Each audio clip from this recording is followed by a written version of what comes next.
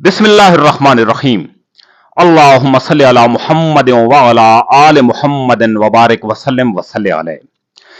कुर्बे कयामत के हवाले से हजूर अकरम सल्लल्लाहु अलैहि वसल्लम की एक हदीस मुबारक है कि जब कयामत का दिन नजदीक होगा, दुनिया में हर तरफ फितना और फसाद होगा, लोगों की दौलत जब्त हो जाएगी और उस वक्त एक बंदे मोमिन का तमाम तर असासा, तमाम तर सरमाया उसके सिर्फ चंद पालतू जानवर होंगे जिनको वो लेकर जंगल में निकल जाएगा। दोस्तों, इस हदीस मुबारक से चार चीजें अखज होती हैं। सबसे पहली बात कि कुर्बे कयामत में बहुत बड़ा फितना रूनुमा होगा। फितना किसको कहा जाता है? लोगों के दिमागों को मुंतशिर कर देना, लोगों के ख्यालात में लग़्ज़िश डाल देना, सही और गलत की पहचान न होना। एक शख्सियत के मुताबिक अगर एक ही घर के 5 अफराद हैं तो पांचों की अलग अलग राय होगी, अलग अलग ख्यालात होंगे।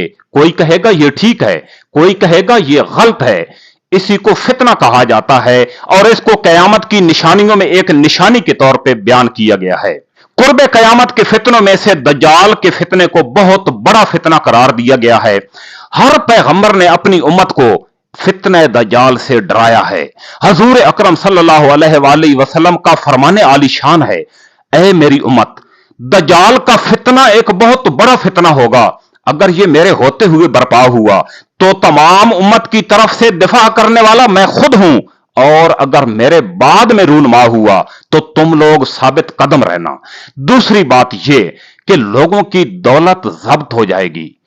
आज से 1443 साल पहले इस बात को समझना बहुत मुश्किल था कि लोगों की दौलत कैसे जब्त हो जाएगी, क्योंकि उस वक्त दौलत थी अनाज की शक्ल में, गल्ले की शक्ल में, सोने या चांदी की शक्ल में। लेकिन आज इस बात को समझना बहुत आसान हो चुका है कि करोड़ों रुपए बैंकों के अंदर पड़े हैं, लेकिन जेब के अंदर सिर्फ एक एटीएम कार्ड या चेक बुक है।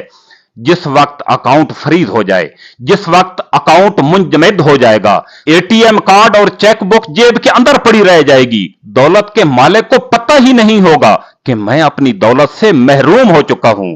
दूसरी बात यह है कि बंदे मोमिन का तमाम तर सरमाया उसके चंद पालतू जानवर होंगे, तो इसके अलावा बाकी चीजें किधर जाएंगी? बड़े बड़े फ्लैट्स, प्लॉट्स, जमीनें, गाड़ियां और दीगर प्रॉपर्टी कहां जाएगी?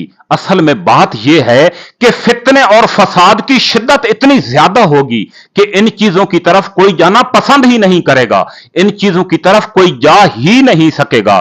हजूर अकरम सल्लल्लाहु अलैहि वसल्लम की इसी ज़िमन में एक और हदीस मुबारक है कि जब कयामत का दिन नजदीक होगा, कब्रिस्तान के पास से एक शख्स गुजरेगा, कब्र के पास खड़े होकर यह अल्फाज कहेगा कि काश इस कब्र के अंदर जो मुर्दा दफन है उसकी जगह पर मैं दफन होता।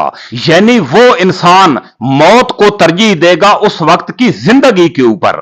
और तीसरी बात यह है कि बंदे मोमिन अपने जानवरों को लेकर जंगल में निकल जाएगा।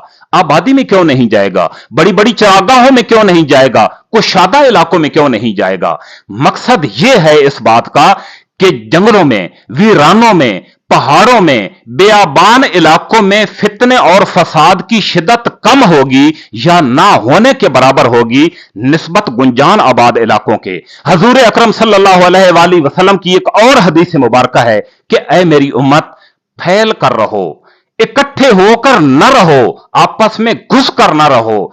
यानी एक कनाल जगह होती है या चंद मरले जगह होती है और वहां पर बहुत बड़ी बिल्डिंग बनी होती है, उसमें हजारों की तादाद में फैमिलियां रह रही होती हैं। तो हजूर अकरम सल्लल्लाहु अलैहि वसल्लम ने इस तरह आपस में घुस कर रहने को मन्ना फरमाया है। अल्लाह ताला से दुआ है कि अल्लाह ताला हमें फितने दजाल और दीगर दुनिया के फितनों से महफूज फरमाए, हमारे दीन को सलामती, मजबूती और तकवीयत अता फरमाए। आमीन सुम्मा आमीन।